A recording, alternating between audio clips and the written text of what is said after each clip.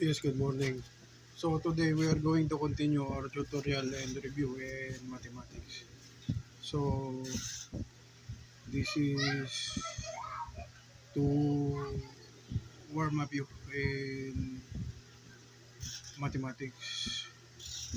Okay, so but first before we continue, I need to remind you of the following uh, things to remember. So this is for with practice teaching only. And two, this is for with professional education only. 3. This is a non-college degree mathematics. 4. I studied this 16 years ago with my only one board exam in teachers. 5. This is in the capacity of non-juris doctor. So, okay. So, okay again.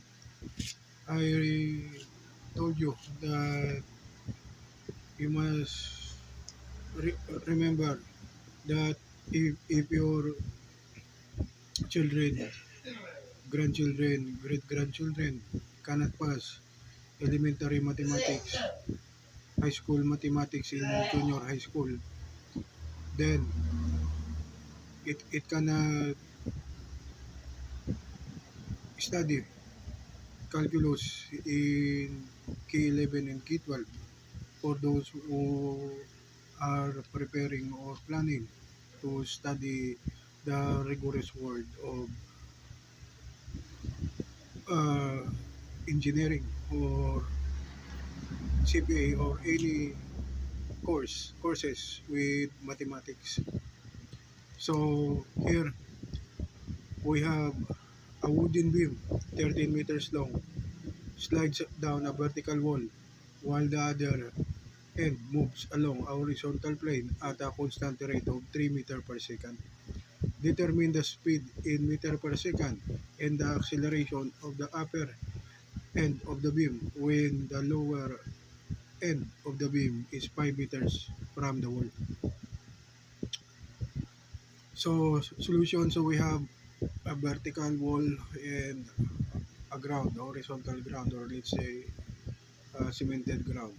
So we have the hypotenuse, which is 13 meters, and we have the vertical as y and the horizontal as x. So here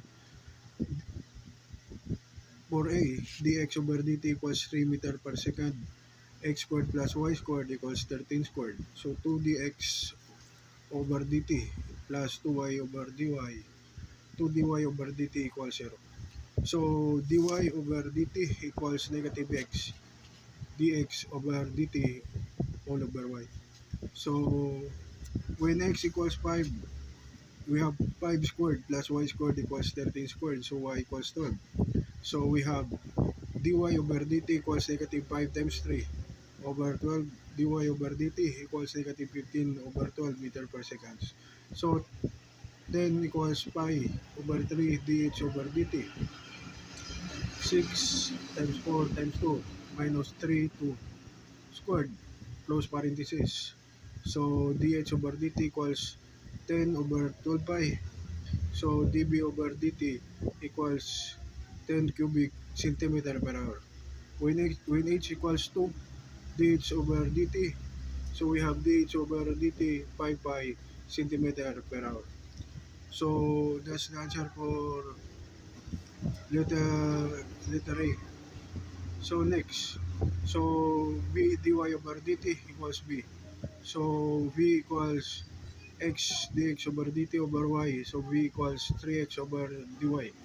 So dv over dt, acceleration, so dv over dt equals negative 3 bracket y dx over dt minus x dy over dt all over y squared.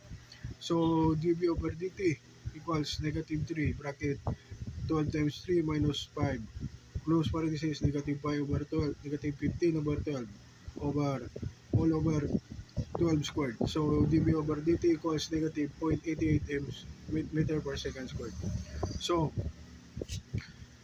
before we continue, you must remember, so if you are the uh, if you have a child or grandchild or great grandchild that are still studying in Ateneo de Cebu or any school that is accredited by the Republic of the Philippines, then you must remember that they must focus in studying. They must not choose who are their teachers.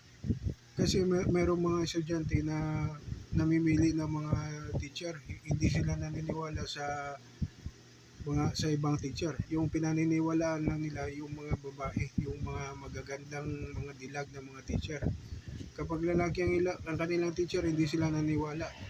So, tandaan po nila na hindi po kailangan na mag-back tumbling o mag mag mag magsuntok o hindi naman action star yung isang guro ah, para para matuto lang po kayo sa matematika. So, tuloy po natin. So, just remember it na you must be they must be part also of learning. Okay? So, because learning is not just uh, in the hands of a teacher, it also in the hands of the learner, and obviously in the hands uh, of the institution or school. So so the ambience must be good also, so that uh, the learning trifecta will be perfected. So that's it. So here, a spherical ball of radius 2 meters is slowly lowered into a cylindrical vessel of radius 4 meters, which is partially filled with water. The ball is lowered at a rate of 12 meters per second. Determine how fast is the water rising in the vessel when the ball is just half submerged.